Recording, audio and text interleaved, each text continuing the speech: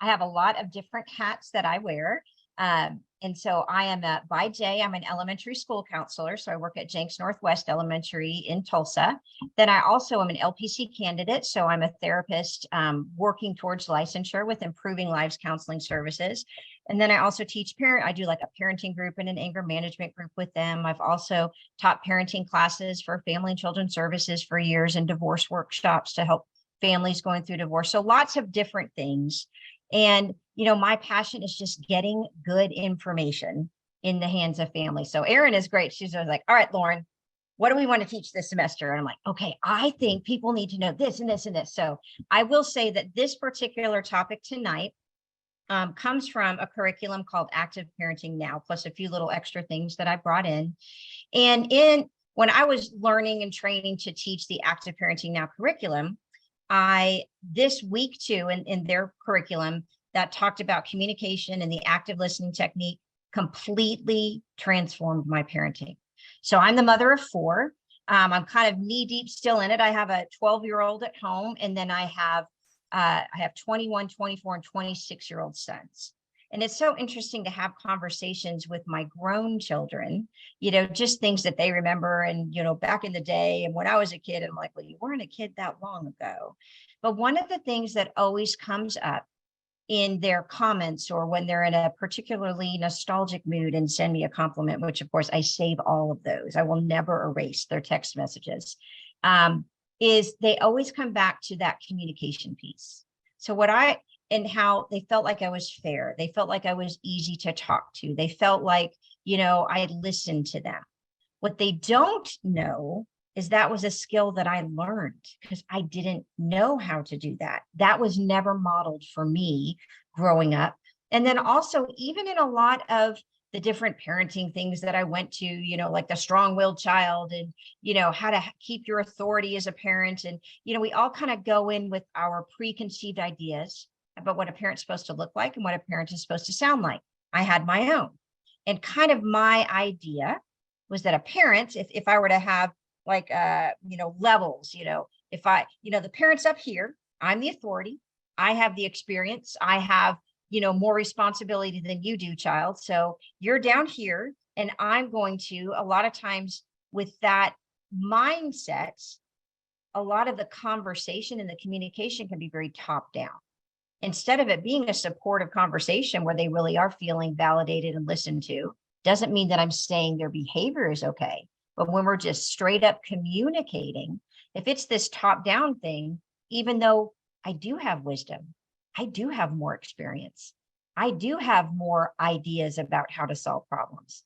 When we talk in certain ways, kind of from a top down way, talk at them instead of with them, we lose that connection. And then all of our wisdom and experience just gets rejected. You don't get me. You don't understand. You're unfair, whatever it might be. So what my sons don't know is I had to learn how to do that. Through lots of trial and error and practice, and then actually lots and lots of reading and teaching. And so I'll pull in a few other things too, but I feel like a few of the videos we watched tonight just really, really nail down what a different way of talking looks like. Totally transformed my parenting. And I think the biggest surprise is I expected that rebellious pull away when they were teenagers. Because I know the last person I wanted to talk to about anything was my parents, because everything in my communication with my parents based on what they had been taught and what was, their way of thinking was very top down. You're going to, because I said so, all those kinds of things. And it was so frustrating as a young budding adult trying to figure out and having my own opinions. And so I just thought my boys would kind of have that same tendency to just pull away. And we didn't. Not to say that we talked about every last detail of their lives. There's plenty of things I don't know, and I'm really okay that I don't know everything. Too much knowledge isn't always a good thing about what our children are up to at all times, but we stayed connected. And the common thread was that communication piece. Being able to be really close with my 12-year-old daughter. I'm remarried with my 12-year-old daughter. It's just amazing to me. I never had that kind of relationship with my mom, not because my mom didn't love me, not because my dad didn't love me. They adore us. They didn't know how to communicate, and that they were never taught. They just didn't know. So I want to hopefully leave you with some good skills and building your understanding about things that get in the way of effective communication and why in the world we're doing this, because that's what we're going to do. Understand different elements that really make communication effective, really learn to identify some of those communication blocks and other things that kind of break down that communication, and then really introduce you to this active listening technique. And then you'll be able to watch some videos to see that in action. Because here's why we're doing what we're doing. As parents, the only reason we spend all this time, all this money, all this emotional energy, why are we doing what we're doing? Yes, our children are adorable and all that, but it's hard. But here's why we're doing what we're doing. We want to protect and prepare our children and teens to survive and thrive in whatever society they live in. And the way that we can impart those wisdom and values is through some really good, effective communication. Because also, we live in a democratic, high-tech, diverse society with a free market economy. We need to be able to raise thinkers. We need to be able to raise kids who aren't just doing everything that's the opposite of what we tell them to do because they're sick and tired of our lectures. We're really trying to help them, but that doesn't actually help them, because we want to raise kids who can go into their adult lives and also communicate. Literally, I mean, if you were to poll people, what caused the breakdown in a relationship? Communication. Well, it starts here. What's really been amazing to me, though, is to see my two older sons in their own adult relationships with their significant others. They're pretty serious relationships, and to see how they communicate with them and be like, oh my gosh, I think they learned a couple of things at home. So it's a beautiful, affirming thing, but it is a skill. This doesn't come naturally. For some, it's a little easier based on your temperament, but it doesn't come naturally. It is a skill. And what do our kids need to survive and thrive? They need leadership skills, negotiation, teamwork, goal setting, motivation, reading, writing, math ability. Also, creative thinking and problem solving, communication, listening, and speaking. Effective communication allows for creative thinking and problem solving together. It's not me versus my child. It's us figuring these things out together and having the skills that actually help them figure some things out on their own. That's the really cool piece about this. I don't even have to tell them what to do. My effective communication helps them reflect and think about how they can solve their own problems. It's pretty cool, and it's a skill. Now, all of this kind of boils back to brain development. No matter what class I teach, it always comes back to the brain. When I teach the anger management class, back to the brain. When I teach the helping the anxious child, it comes back to the brain. It's all in the brain.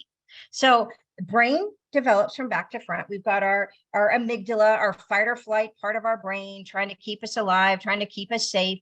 We've got our midbrain that stores all of our memories and, the bonding and the trauma and all that stuff. We've got all these different parts of the brain. The last part of the brain to develop is this prefrontal cortex. It kind of sits right behind our eyebrows. And that's what some people call the thinking brain, the executive center. It's supposed to be like the control panel for our brain. Now, in a child, this control panel is under construction. I mean, and it is beautiful for me to watch as a school counselor when I see that really struggling kindergartner who has behaviors off the charts. And then I see them when they get to second grade and third grade and fourth grade. And with some good communication, some good structure, some occasional consequences, and some brain development, how far they can go. If we have effective communication, we are really contributing to that brain development. So here's what the executive center does. It's the part of the brain that helps you make good decisions. Even when you feel like, exploding, I'm not going to do that because that's going to cause a problem with this and this and that and that. That's the control panel in your brain, getting your brain back online. It's empathy, understanding how our behavior affects others and being able to connect to someone else's feelings. It's considering consequences. Well, if I do this, this might happen. That's under construction. Regulating emotions, the big, huge ups and downs when our kids overreact to everything, or have big, huge emotional reactions to something that's not necessarily doesn't really match that big, huge emotional reaction. That's this part of the brain helps control that. Self-awareness, like how loud am I speaking? Where is my body in space? Reading other people's cues, like, oh, they're having a hard time. They didn't really like that joke. They didn't actually think that was funny. We had a kid who, oh my gosh, he was a hoot. He went to my school. He loved playing chase at recess, and he would chase the girls. They hated it because he'd run up, smack them, and run by, and he'd be laughing hysterically. What'd you do at recess? Oh, I played chase. They love it. Nope, they didn't love it. But he couldn't pick up on those cues. That part of the brain was still under construction. And then morality, understanding what's right and what's wrong. To be honest, sometimes at first, children are going to do the right thing just to not get in trouble. And you know what? That it is what it is for a while. They learn to grow and develop a moral compass, a sense of, what's the right thing to do, what's the wrong thing to do. And if we really have helped develop that moral compass, then they can be making those decisions when we're not there looking over their shoulder. And also remember, a lot of times kids learn what the right thing to do is by doing the wrong thing. So all of this boils back to brain development. We as parents, when we're approaching a child's behavior or a child's problem, we're approaching it with a fully developed brain. Our brains don't stop developing. Like all the major construction goes through about year 26. Then there's all sorts of fine tuning and growing and, modifying and all those kinds of things. But the big core construction is done by the age of 26. So typically we're approaching our child's life, problems, things they are experiencing at school or with their friends or, at home or whatever, through our fully developed adult brain, which has all sorts of context. They don't have that. They don't automatically get that from a lecture, but effective communication creates thinkers, connects the dots, helps them see, oh, this is how your behavior is affecting somebody else. And it's a beautiful thing where I'm not having to hammer it into them. I'm communicating it to them. And but there's effective and ineffective communication. So we'll look at some of those elements. But don't forget, you really do have a massive influence here. How can you help, support, and encourage? Build that relationship. That's one thing I really like about that communication. It really builds a bond. Discipline, setting limits on behavior. That is also a part of parenting. We can't communicate our way out of everything. And then teaching them problem-solving skills so they can cope and grow. This is how we can input. Effective communication really makes this piece effective as well. So, because if we build those strong relationships, develop their character, learn to communicate persuasively, and kind of act as filters, like protect them from a lot of the negative influences out there in the world as much we can, that really helps reduce those risks too. And I think that's what the surprise was for me.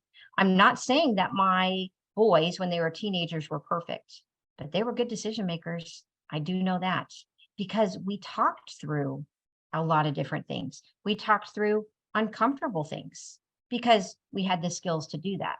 And when they were little, I was communicating this way. And as they got older, I was communicating this way. And as they got older, I was communicating this way. It helped them realize that I could actually be a resource for them, even about some of those trickier topics. And I think probably the thing that's been the most surprising for me is the conversations I get to have with my 12-year-old daughter. Wow. Number one, her brain and her thought processes just blow me away. But she's got a voice. She wants to be heard too. Effective communication isn't just one-sided. It's connection. It's two-sided. And to give her a way to share her thoughts and feelings about something, and I can still tweak and correct and influence maybe some of the presumptions or judgments or whatever she's made about a situation, but she's not going to get that if I'm lecturing her. She's not going to get that if I'm talking at her, but she's willing to listen to me if I'm also show that respect to her as well. So my image of what parental communication actually was definitely has changed. Because here's what we would like. We would love control, wouldn't we? I would love to be able to control every outcome, keep my children safe in all situations, control their future and making it a bright and happy and meaningful existence. I would love to be able to do that. And it comes from a place of love and protection. I can't control it. Really, all we have is influence. And control, having 100% power, it's never going to happen.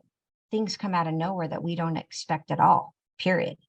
Influence, though, that definitely, that's on a continuum. You can have like 1% influence or really powerful influence where the connection, our relationship really has a powerful impact on shaping their thoughts and morals and lives and self-concept and all those things. You have huge influence, but you're not going to increase your influence by increasing your control. Those two actually work against each other. So it's tricky, but it's possible, I promise. Okay. So now there's also some foundational things when it comes to discipline, when it comes to communication too. This idea of mutual respect.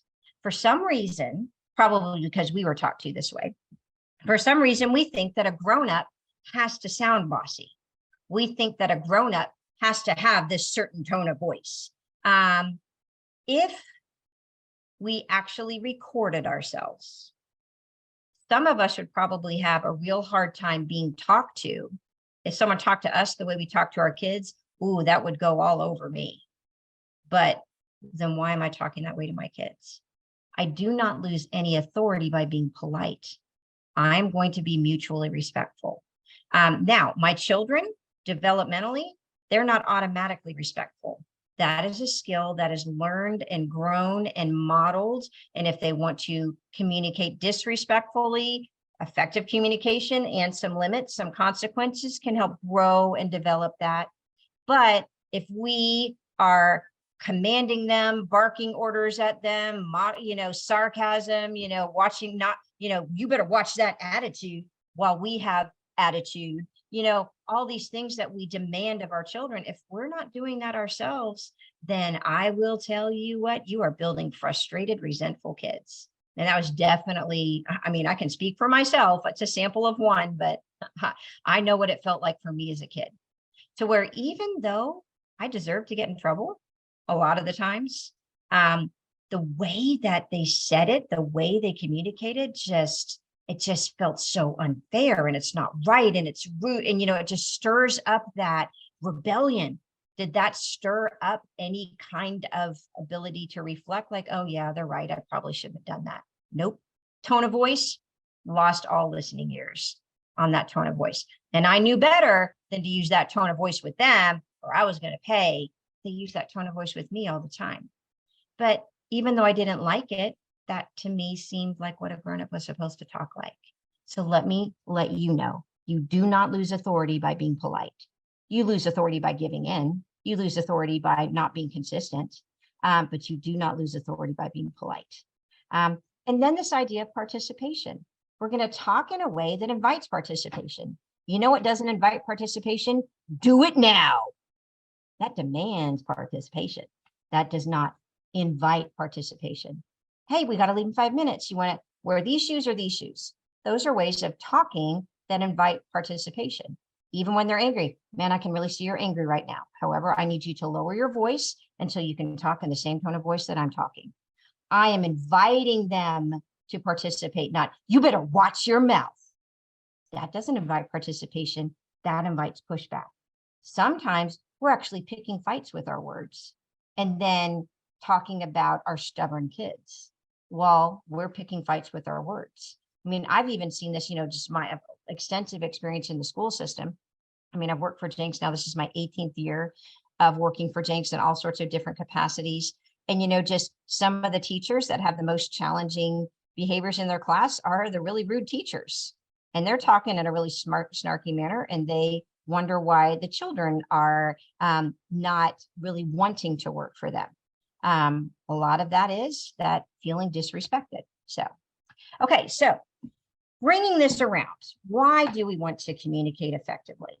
Well, we want to be able to, number one, build connection. Every kind of conversation we have with our kids is not necessarily about problems.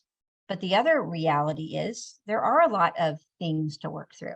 Behavior things, friendship things, motivation things, character things. And some of them are problems that are created by our child's misbehavior. Some of them are problems and struggles that they're just going through. Now, Successful families don't have they're not without problems. Successful and unsuccessful families both have problems. The big difference, regardless of how much money you have, regardless of how much education you have, regardless of how gorgeous or handsome you are, or what kind of car you drive, all the trappings of success, regardless of that, the difference between successful and unsuccessful families are how they handle their problems. Successful families use problems and they learn from them. Unsuccessful families, we make our problems worse and we don't learn how to improve. And a lot of times it's because we're using the same tools over and over in our toolbox that actually aren't effective. It's like, this is going to work. Well, it hasn't worked. It's still not working and it's not going to, but that's the only thing we do because that's all we know to do. So I want to give you some new ideas for how to do that. So I want you to think about this, and you're even welcome to send it over in the chat section and I'll take a peek there. When you had a problem as a kid, what made it hard for you to go to your parents if you had a problem? Maybe you were the lucky one. Maybe you had parents that you actually really did feel comfortable, or you had at least one parent that you felt comfortable that you could go to if you had a problem. But think about it. What made you avoid going to your parents if you had a problem? Here's the things I've heard over the years. Well, their reaction made it worse. They were super judgmental. I'd get lectured. I'd get in trouble if I went to them with a problem. They acted like it was such a hassle. I've got so many other things to deal with. Or they weren't available. And we learned over time to stop going to our parents if we had a problem. And typically, if you really think about it, it was probably about communication. The communication was so ineffective that it was just more frustrating to talk to them about the problem. What if we changed our thinking about problems? What if we started to think of problems as opportunities for learning and growth? As, oh my gosh, my child is still in my house. I'm so glad we're having this problem now, and they're not experiencing it for the first time when they're in their 20s. All right, well, they're having a problem with telling the truth. Okay, good thing I know about it. Good thing I'm learning about it now. We've got some time to develop that. And let me tell you something about some of your children. Some of your children create tons of opportunities for growth. And you're like, could you just stop creating all these opportunities for growth? It's not fun. But here is a difference. It is so different when you look at things versus like a have to or a get to. Okay, yeah, I am not necessarily excited to have this problem right now. Wow, what a great opportunity for growth. What a great opportunity for life lesson. Sometimes, surprisingly, some of the most difficult times my children have had in their lives, whether one that had a significant mental health struggles with anxiety and depression and suicidal ideation. He also has given me permission to share that. This was such a difficult time for our family. Our bond grew so close. Our ability to understand resources grew so close. This is a young man now who wants to become a pediatric psychiatrist because of what he went through. Wow, what an inspiration. I didn't see that when he was a sophomore in high school. It's a beautiful thing to see now. And where did I learn about all these resources? From struggle. And now I can go connect other people to those kinds of resources because of struggle. Struggle's not the enemy.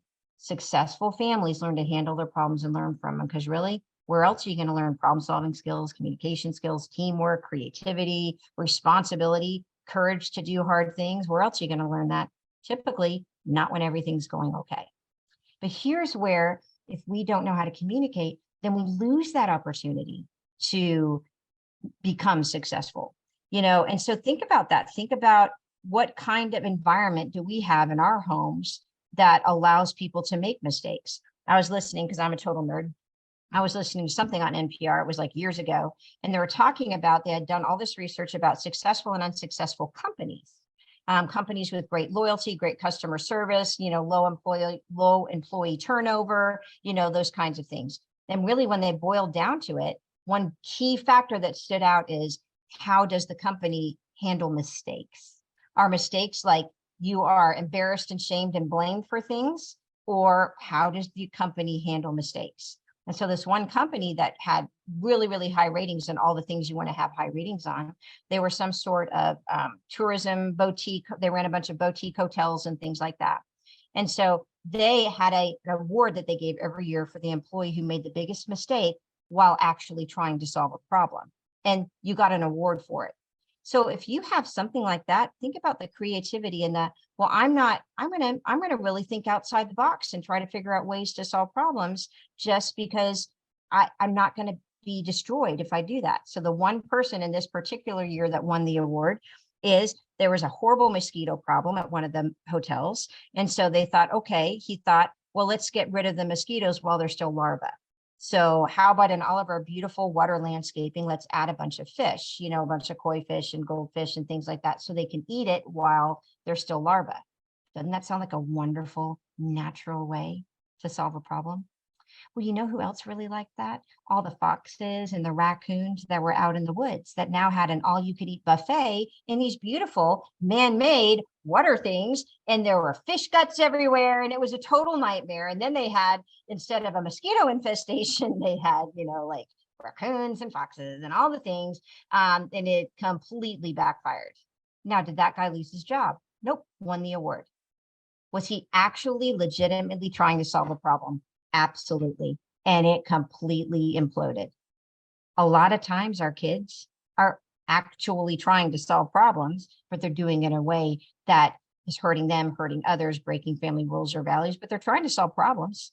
So think about that. What kind of culture can we create in our homes? That, not to say, oh, yes, go out and make those mistakes. But what kind of culture can we create in our homes that if they do make a mistake, we can talk through, not to say that we're going to avoid the consequences of some of those choices, but that effective communication actually helps it feel fair. So, you know, there's a lot of opportunities here on why we're doing this. And also how we talk to our children now, that becomes the voice in their head. I still laugh. I have what I call authority trauma. I was the kid, you know, the common theme in our house, oh, kids, who did this, you know, or wait till your father gets home, you know, those kinds of things that were said. And so if I have someone who is my boss or kind of over me in authority, and they're like, Lauren, I need to talk to you, it's like, oh, what did I do? So my principal at school, she left a Post-it note on my door, Lauren, I need to talk to you. I swear to you, I mean, like my blood, like, what did I do? Oh my gosh, I'm gonna lose my job. I mean, I didn't do anything, but like, I was just so used to that phrase meaning, oh, you're going to get it. So then I go down to her office, she's not there. So I'm like, oh my Lord, she wasn't like back in her office for like 45 minutes. So I finally see her, I'm like, yeah, what did you want to talk to me about? She goes, oh yeah, I needed you to do something for car duty and da da da. And I'm like, oh my gosh, you cannot do that to me. You cannot just leave a note. I have authority trauma. And she just laughed. And so from then on, if she left me a note, it was like, Lauren, I need to talk to you. You're not in trouble, you know, but like, I'm a grown woman, a grown, accomplished woman. And I feel like a 7-year-old sometimes because of that inner voice in my head. Now, again, did my parents love me? Absolutely, they love me. They were sacrificial in so many different ways. But this one piece really does make a big difference, because it's kind of the foundation of everything. Now, with communication, you know, some of you might have taken, let me see how I'm doing. I can over communicate, so I want to make sure I'm staying on time. Yep, we're doing good. With communication, there's a lot of different elements. It's not just our words. There's so many different things that go into this. There's tone of voice. There's all those nonverbal cues, body language, facial expressions, stuff like that. Just think about words. Yeah, words really do matter. Words truly can be hurtful. When we're calling names or like, oh, well, that was really stupid. What did you do that for? You know, those kind of words can be really hurtful. But I can say the same thing. Hey, Mom, can I talk to you? Yes. Sure. What is it? Yes. What is it? I said the same words. My tone sends a completely different message. And depending on your child, some are much more sensitive to tone than others. So be thoughtful of that. Is my body language communicating that, yeah, I want to talk with you? Here's one thing that gets in the way of that. These beautiful little communication devices. You know what makes connection difficult? Constantly being on these things, constantly being on our phones, constantly being distracted by electronics or the latest thing on Netflix or whatever. Sometimes we don't create the space for communication. One thing I've always admired about my little sister, who I learned so much from, sometimes I feel like the baby sister, but she has always been a very purposeful person. Um, Sometimes I also wish I had her brain because she actually gets things done and like can plan things out and break things down into small parts. So, those are all great things that I admire. She also struggles with, if I don't finish my to-do list, I feel like I'm going to lose my mind, where I'm like, to-do list, what's that? So we all have our benefits and we all have our struggles. But one thing that she was very purposeful and is very purposeful about is when she gets home, this thing gets plugged in on the kitchen counter and she's not even accessing it. Unless, now that her children are older, someone is not at home. Then she has her watch that's connected to her phone and she will respond to that. She doesn't respond. She doesn't answer the phone unless it's really important. She creates space to be present. And I really admire that. She's a teacher. She could be answering emails at all hours of the day. Nope, I'm going to do things during these hours. And then this time is for the people in my life. She's very purposeful about that. And, based on that, I've really tried to model some of that, just lots of simple things, creating space for us to actually have the time to communicate. Now, I want you to think about when you were a kid. What is something that your parents did that shut down communication without even saying a word? What was a body language thing maybe they did? Or in a positive light, what was a possible thing that your parents did that made it really easier to communicate? Was it like they would sit down and they'd get on your level? Or, sometimes if you knew you had a difficult conversation, you would go, let's go get some ice cream. One thing, my son, he actually created this communication thing. My youngest son, who's 21 now, not so young anymore, he always loved to have his head scratched. And then in high school, it actually started with us forgetting to go get his hair cut. Oh, we'll get to it. And then his hair started to grow out and we're like, oh, it looks kind of cool. So he actually had way long hair, longer than mine, this glorious wavy mane. And he would come up to me when I was like ready to go to bed. Mom, will you brush my hair? Inside, I'm like, oh my God, I just want to sit here. But guess what? When I brushed his hair, guess who talked? He would talk about his day. He would talk about this. I could ask things. We weren't even looking at each other face to face. He didn't want to look at me face to face, but him looking up while I'm brushing his hair, sitting behind him, he would sit on the floor and I would sit on the couch.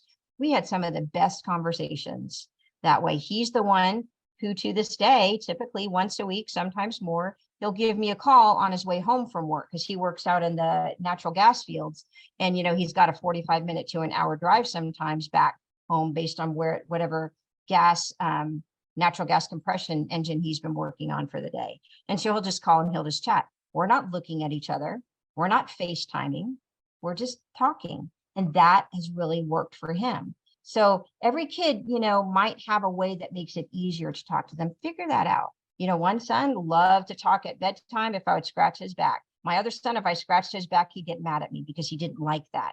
But he liked me to sit with him next to his bed and talk to him, or he liked talking on car rides, or he played soccer. So we do a lot of talking on our way to and from soccer practice or soccer tournaments. And he really enjoyed that.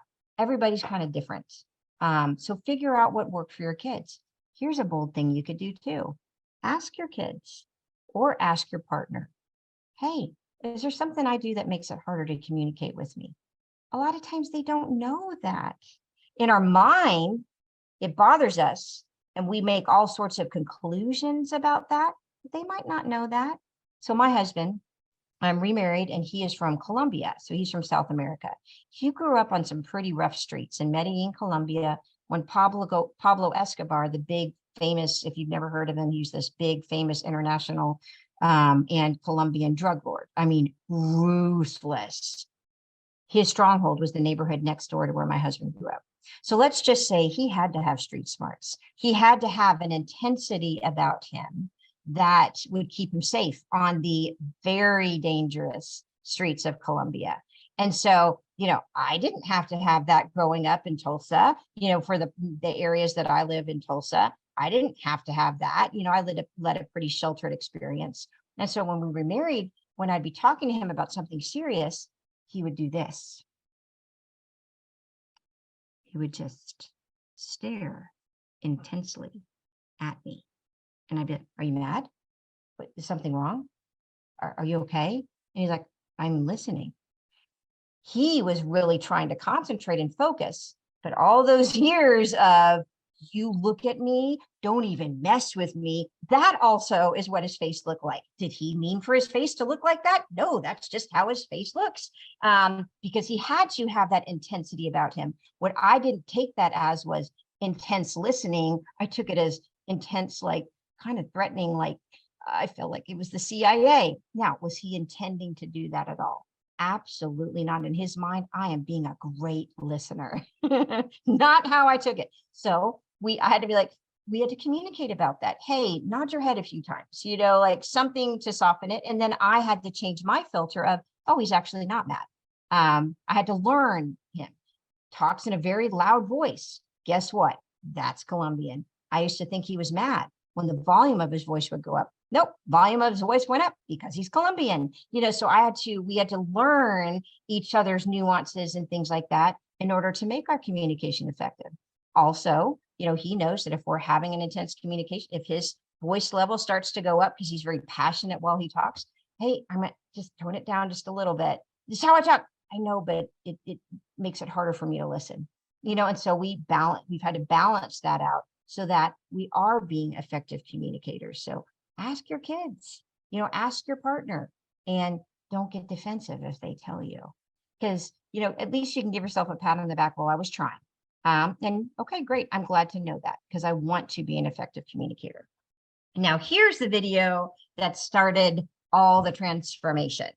This was a video in the active parenting curriculum, and it talks about communication blocks. It's kind of a comical video, but these are ways of talking that if we talk this way, it feels very parenty. This is kind of how we were taught to. We question, we interrogate, we judge, we criticize, we placate. Oh, it's going to be okay. We distract, we moralize, we do all these things without realizing it, because isn't that what parents are supposed to sound like? So when I first watched this video, I'm like, oh my gosh, I do all of those. I was so proud of myself because I wasn't a yeller. I grew up in a house full of yellers. I didn't yell. I didn't raise my voice. So I was a good communicator.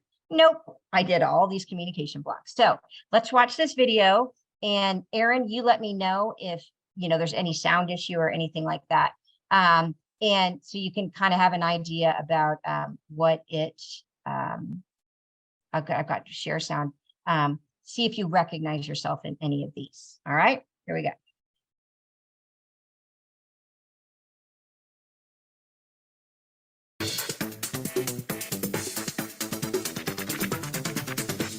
If we are going to win cooperation from our children by using our communication skills, then we must first learn to avoid saying and doing things that block communication. We all want to be askable parents, the kind of parents children come to when they are faced with a difficult problem. But too often, and without even meaning to, we respond to our children in ways that discourage them from asking. We call these obstacles communication blocks. For example, we have been known to issue commands to our children, judge them, placate them, interrogate them, distract, psychologize, or moralize to them. We may be sarcastic or act like a know-it-all. The result is that children learn over time to avoid talking to us about their problems. Let's take a tongue-in-cheek look at how Jordan's parents might use all of these blocks in one conversation. I don't believe it. You don't believe what? Miss Powell, I was sitting there minding my own business while Kristen and Cody were passing notes back and forth. Then Miss Powell turns around and sees me passing this note to Kristen, only it wasn't from me, it was from Cody. But Miss Powell thought it was from me and gave me extra homework because I apparently have too much time on my hands. It isn't fair. Well, son, what you need to do is march right up to Miss Powell and tell her what really happened. No, I can't do that. The kids will call me a tattletale. Well, Jordan, you can't go through life worrying what others will think about you. You don't understand. I have to spend every day with these kids. Oh, honey, you're so smart and so much fun. I don't think they'd stop liking you. You don't understand. They hate tattletales at my school. I won't have any friends. Well, why were you passing notes in the first place? Why would you put yourself in the middle that way? I was just trying to do them a favor. I tell you what I think. I think you like Kristen, and we're using this situation to flirt with her. Mom, I don't even like girls. Not like that. Well, son, someday you will. Did I ever tell you about the first time me and your mama went out? Yeah, about a dozen times. Don't be disrespectful to your father, young man. He was only trying to help. After all, we've lived longer, and we know more about these things. Okay, whatever. Now that's the wrong attitude to take. How do you ever expect to improve yourself when you think like that? Oh, come on, that's not fair. Oh, and life's supposed to be so fair. I am so glad he felt free to come to us with his little problem. Yeah, I don't know why he doesn't ask more often. I love that one. All right, that one kind of rocked my world when I first saw it, I'll be honest. I'm like, well, I kind of do all of those things. Yep. And it made me like, oh, I thought that's what parents were supposed to sound like. Now, obviously not to that exaggerated degree, but let's look at these communication blocks. Commanding, you're going to do this and da da da. We're trying to short step the problem solving process. Now, actually, typically the advice that we give them would be good advice if they followed it, but they're not learning. As a matter of fact, they're just resenting us for bossing them around. Like, oh, you don't think I knew that? Placating, trying to pretend that everything's okay when it's really not, minimizing their problem. Well, yeah, we know with our fully developed adult brains with lots of experience that that it is going to be okay. Well, they don't know that right now. They're in the middle of experiencing it and learning and growing. Sarcasm. I used to joke around a lot, and I thought that was like my cool way of connecting. But man, that would be such a disruptor for my youngest son. He to this day now is the most sarcastic of all of his brothers, but he couldn't handle that. He felt like I was making fun of him when I that was not my intention, but guess what? That's how he received it. And so that was his truth. I, for him, could not joke around about stuff until he was ready for those kinds of things. Interrogating, like, what'd you do? What'd you do that for? Being a know-it-all. Here's a problem for me, and this is a real challenge. Did you know I'm a certified parent educator? Did you know I have developmental experience in education? Did you know I have my master's in counseling? Do you think my children give a rip about that? No, I've got great ideas. And actually, I could give you a 17-step plan, doing it mindfully on how to solve this problem, and everything really would be okay. That doesn't matter to them.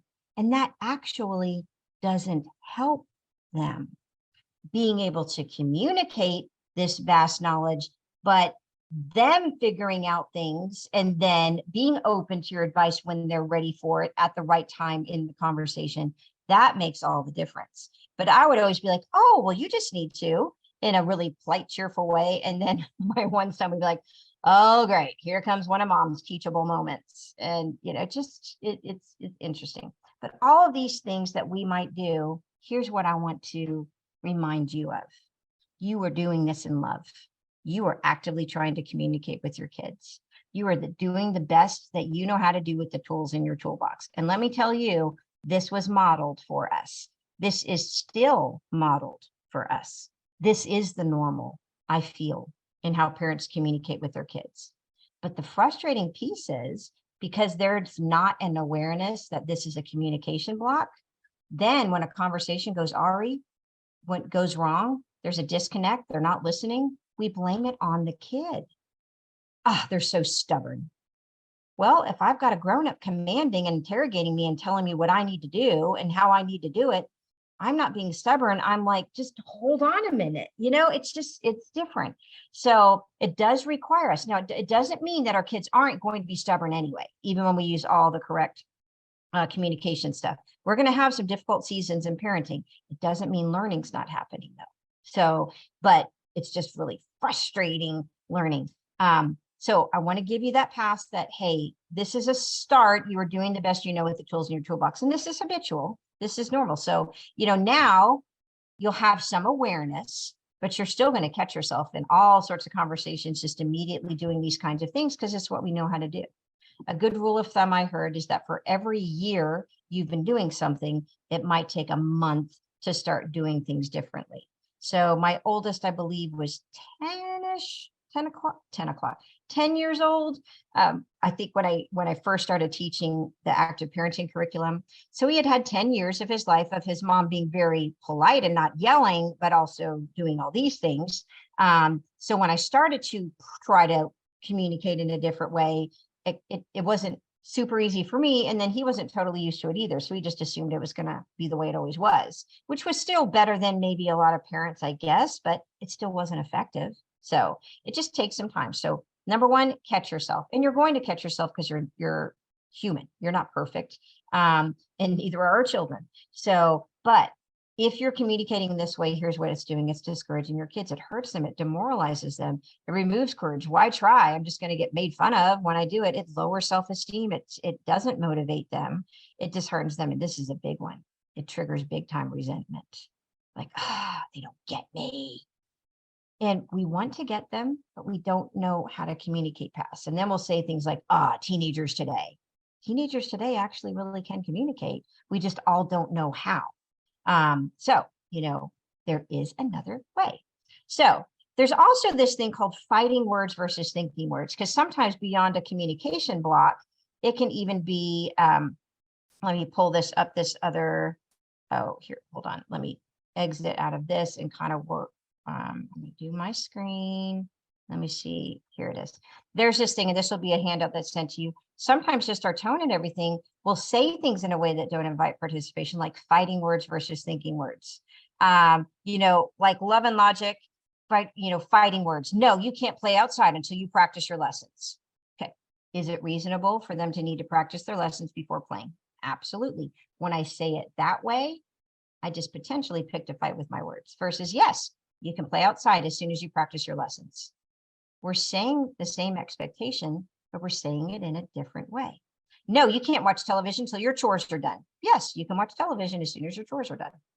Now, some things we do have to flat out say no, but a lot of times it's the how we say it that really takes away from the effectiveness of what we're trying to say. Okay, so great, Lauren. I recognize myself in all those communication blocks. I am just going to have to close my mouth at all times. Nope, there is a different way. So this idea of active communication, some things call it active listening. I know there's a thing called the speaker listener technique. That's a couple communication things. So there's lots of different kind of versions of this, but this active communication has some steps. Guess what? Some learnable steps. These are skills. So I'm going to tell you the steps, then you're going to see the steps. Same conversation that little boy just had with his parents, but now using the active communication model. So first step, we're just going to listen actively, like my body language. I'm going to be available, present, right there with them. Listen for feelings. As they're talking about the thing they're frustrated about, connect to the feelings behind their words. Oh, that seems frustrating. Yeah, that would be irritating. You seem really angry about this. Just validate their feelings. Look for alternatives and evaluate consequences. There'll be a shift in the conversation to, oh, okay, well, that seems pretty frustrating. Well, what do you think you could do about it? I don't know. Or, well, I'm just going to go punch him. Okay, that's an option. What would happen if you punched him? What else could you do? What would happen if you do that? Do you remember that picture of the brain? That this part of the brain that considers consequences is still under construction, that prefrontal cortex? When we do stuff like this, what do you think you could do? What would happen if you do that? We're literally training that part of the brain to think about consequences. Kids' brains don't naturally think about that. Then we can offer encouragement and follow up, be checking back in. How are things going? And so it's a beautiful thing. And here's what it's also doing. It's building empathy. I'm connecting with them on a feelings level. That power of understanding and sharing the feelings of another. That's another thing that they're learning to do. That's another thing that this part of the brain, the prefrontal cortex, is good at doing. So if I can connect to their feelings and validate and reflect their feelings, it's helping them sometimes even understand their own feelings, because they just they feel the energy, but they don't necessarily have a word for it. But it's also modeling for them how to show empathy to others. And the other really cool thing, because our brain is really cool, when we have a connecting conversation that makes us feel safe, it releases the chemical oxytocin in the brain. That's the chemical in our brain that increases feelings of trust, safety, bonding, love. When a mother gives birth to a child, her whole body is washed with oxytocin, and it makes us chemically inclined to be in love with this little child that's going to poop and scream and eat and, keep us up at all hours of the night. But we're in love with them, because our body is washed with oxytocin. When you have a good bonding conversation, your children feel like they feel heard and you connect, it builds your bond. That is the thing that kept me connected with my kids through their teenage years. That because of all these years of learning to talk in a different way, there was a strong foundation of that. The conversations were harder and a little bit more strained, based on lots of different normal, typical things of development. But that bond was still there and that skill set was still there. So that really helped us through that. And, while you're identifying and responding to feelings, think about what are they saying? What might they be feeling if they aren't saying? Because kids aren't going to come out and say, Mother, I'm feeling angry today and frustrated because I'm really lacking myself, doubting my self-worth when I compare myself to my peers who are walking around in new Nike shoes. They're not going to say that. But, we can help them identify some of those feelings. Oh, you might be feeling a little jealous right now, a little disappointed that you didn't get the thing that you wanted.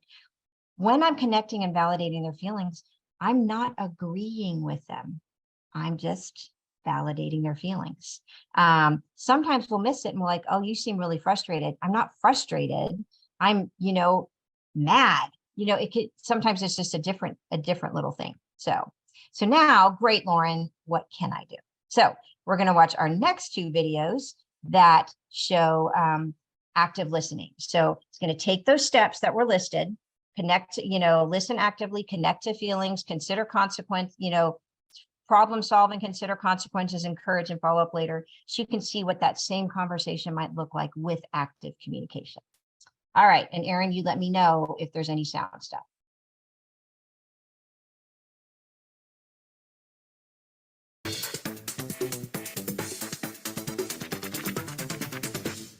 We've seen how communication blocks can build a wall between us and our children and how discouraging that can be. Now let's see how we can use active parenting skills to build a bridge instead. I'm talking about the 5-step process called active communication. Not only can it help us teach our children the value of cooperation and effective problem solving, it also keeps us in position to influence their thinking about the choices they will face as they get older.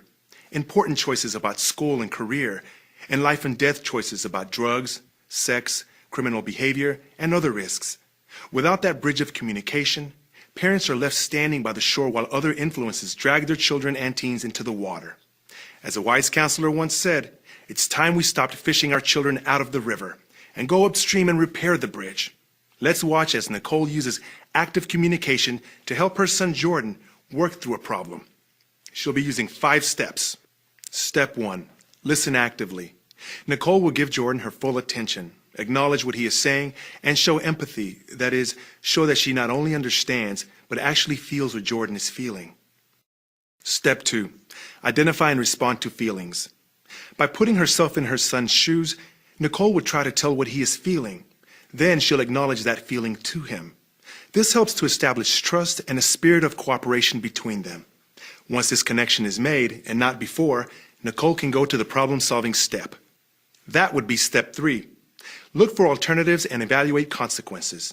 Here, Nicole will ask Jordan what he might do about the problem. She'll guide him to come up with alternative solutions and help him to predict how each might work out. The parent's role here is not to fix the problem, but to provide support and guidance as the child works through it and finds a solution. Remember that in children, the part of the brain that weighs risks against consequences is not completely developed yet. This step helps them slow down and consider the consequences of their choices before they jump into action. Step 4 of the active communication process is to offer encouragement. Nicole would do this by building on Jordan's strengths and showing confidence in his abilities. And finally, for step 5 of the active communication process, Nicole will follow up later by remembering to ask Jordan how it went. Let's watch. I don't believe it. You don't believe what? Miss Powell, I was sitting there minding my own business while Kristen and Cody were passing notes back and forth. Then Miss Powell turns around and sees me passing this note to Kristen, only it wasn't from me, it was from Cody. But Miss Powell thought it was from me and gave me extra homework because I apparently have too much time on my hands. It isn't fair. You sure sound angry. Wouldn't you be? I mean, it wasn't even my note. And yet you're the one being punished. I could see why you'd be so upset. Yep, and Kristen and Cody just sat there and giggled. You must have been furious about that. They started and then let me take all the blame. And of course all Miss Powell saw was you passing the note. Yep. And then it must have been embarrassing too, her disciplining you in front of the whole class. Yeah, but the whole class saw what was going on, so it wasn't that bad. But I have all this extra homework to do. Still, it must be frustrating being punished for a note that wasn't yours.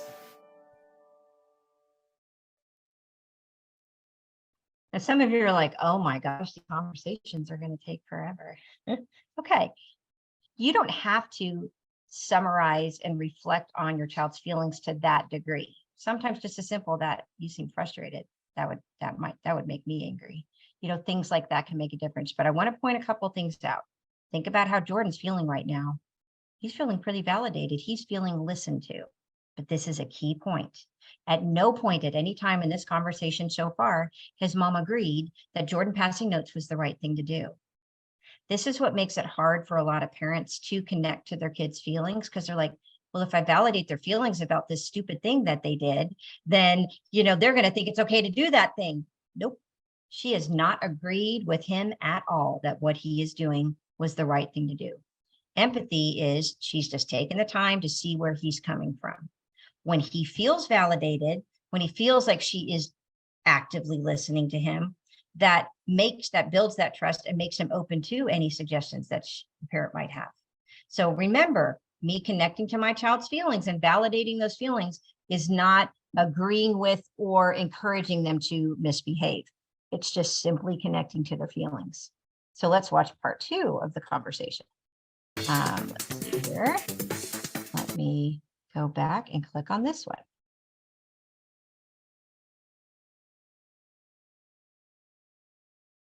It's not fair. I'm not even going to do the extra homework. Well, that's one thing you could do. Now, what would happen if you don't do it? Well, Miss Powell would give me an F to average in with my grades. Ouch. That could really hurt, especially with all the hard work you put in this year. What else could you do? I could tell her what really happened. Yes, you could. And what would happen then? Well, all the kids would call me a tattletale, and Miss Powell would just say I had no business passing notes in the first place, and I should have ignored them. What do you think about that? I guess it was pretty dumb. I mean, I guess I knew that she didn't allow passing notes and all, but Mom, I didn't want the other kids to think I wasn't cool. I see. So you were afraid the other kids wouldn't like you if you followed Miss Powell's rules about not passing notes in class. So you let them get you in trouble because you wanted them to like you. Yeah, pretty dumb, right? Well, let's put it like this. It's only dumb if you keep doing it. And you look like a pretty bright kid. I think you've thought a lot about this, and I think it's something you can learn from. Yeah, okay. Jordan, how did that passing notes problem turn out? Did you do the extra homework? Yeah, I didn't think an F would be too great. And what about Kristen and Cody? Are they still asking you to pass notes in class? No way, I told them I didn't like what they did, and next time I'm just going to ignore them. All right. I like the way you stood up for yourself. You know, it's smart not to let people take advantage of you. Look at this. Now, of course, I cannot, and I'm not legally bound to promise It's not fair. that I'm every not one even... of your conversations is going to go perfectly. Guys, can you imagine what your life would have been like if you were talked to this way? And maybe you were talked to this way. It's pretty powerful stuff. What I love is, did you notice that Mom, at the end of the conversation, she was actually able to do a little nugget, a little aha. Oh, so you were more worried about what they were thinking, so you passed notes even though you knew it was against the rules. Now, what if she had started off like that? You need to not worry about what people are thinking. You don't have to follow. What if someone told you to jump off a bridge? Would you jump? Like we'll do stuff like that, thinking, see, I'm giving them nuggets. Nope, it's bouncing, bing, bounces right off of them because they're like, oh my gosh, even if what we're saying is great, when we say it in the conversation makes all the difference. So establish that empathy first. And then did you notice how she, with her effective communication, kind of guided Jordan to solve his own problem? Well, what could you do? What would happen if you did that? What else could you do? What might happen if you did that? Now, sometimes in a conversation, we might say, well, what do you think you could do? And they're like, I don't know. I don't know. There's a few things you can say. One thing you can say is, well, what would you do if you did know? I know it sounds absolutely crazy. I cannot tell you how many times I've asked that question of my own children or of children at school. And then they're like, well, I guess I would. It's like just kind of a repeat. Another question you can ask is, what would you tell a friend to do in this situation? Sometimes just that separation of, if it's a friend, then the problem is the friend's problem. So it's not so personal. And maybe I can open my mind up a little bit on what I tell a friend to do in the situation. And you can still use it. What would you tell a friend to do? Well, what would happen if they did that? You know, it's the same kind of thing, but it kind of depersonalizes it and makes it maybe not so threatening. Now, sometimes they don't know what to do. So you can say things like, I have an idea. Would you like to hear it? I've already established empathy. A good portion of the time, they're going to say, yeah. And then I cannot say, here's what you need to do. I could say, I always start off with, I wonder. Well, I wonder if you did this, what would happen? I wonder, I wonder. And that could be a potential tool that you use. Now, sometimes you'll say, well, I have an idea. Would you like to hear it? No, I'm good. Guess what, guys? So it's their problem. You know, if they want to struggle a little bit longer, there's still learning going on in that struggle. Now, of course, there are situations where it truly is a discipline issue and we are going to have to correct behavior and there's going to be some consequences. You can still use this communication model, you know, so what happened? What did you do? What happened when you did that? Was there anything else you could have done? What might have happened if you did that? You know, there's all different ways that we can use this active communication. But that, for me, I kind of created a rule for myself when I was first using this, try to connect to at least 3 feelings before I move on into problem solving mode. It does take more time, but it's more effective. So I'd rather have a slightly longer conversation one time than 20 of the same conversation when we're all frustrated. Now, again, it takes some time to develop this skill. First, you got to catch yourself from using communication blocks. I would restart conversations all the time. I'm so sorry. Here I am, you know, acting like a know-it-all. Okay, so you were saying this happened. Man, that must have been frustrating. I'd almost kind of lead them into. Sometimes the conversation would just tank. And then the next day, you know, when we were talking yesterday, I kind of, you know, like really was acting like it was all my business and then I knew everything. I'm so sorry. That wasn't the greatest communication. So let's start that conversation over, you know, and sometimes things like that could help, but you're learning and growing too. So what I can say now is the pattern of my communication uses active communication. Do I do it perfectly every time? Nope, not at all. But it's the pattern over time that really makes that difference. And one thing I can say is my kids say that I'm easier to talk to. Probably one of my favorite comments is, you know, my husband, he's learned and grown in this area, because let me tell you, Colombian parents do not talk this way. It is like, and so my daughter is she has great, strong opinions. She really knows what she thinks. And she got so frustrated with her dad one night because he was, you know, kind of telling her what to do. Yes, she needed to be told what to do, but kind of how he did it, she didn't like his tone. And then she marched in there a little bit later and she's like, Papa, you talk to me like you're the king of the world. I want you to talk to me like Mama talks to me. And then she stormed off. You know, I think she was like 4 years old at the time. This girl is articulate. She was born to rule something.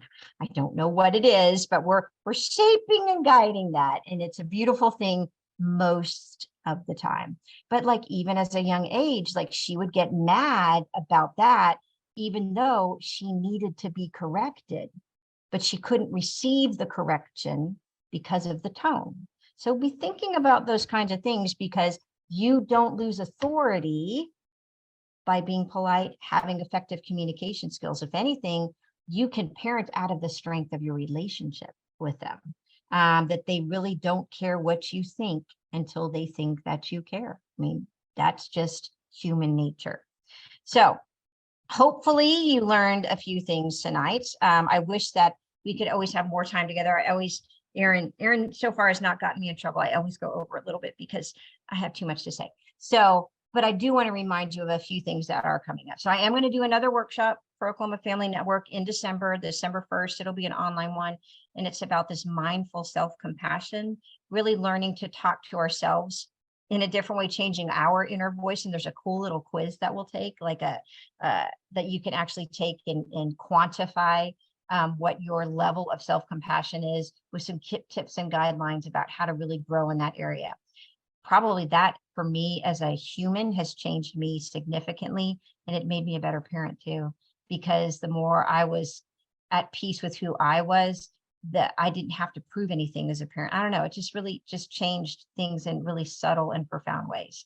And then, you know, Aaron was listing some of the events. If you go to the Oklahoma Family Network page, it's fantastic. Like, just if you go onto their homepage, you know, it's got all the resources they have, but they have a ton of events coming up, virtual yoga, that care notebook that they're doing next Thursday, finding calm in the chaos, some more yoga. So they've got a lot of different events that are coming up that could be helpful for you.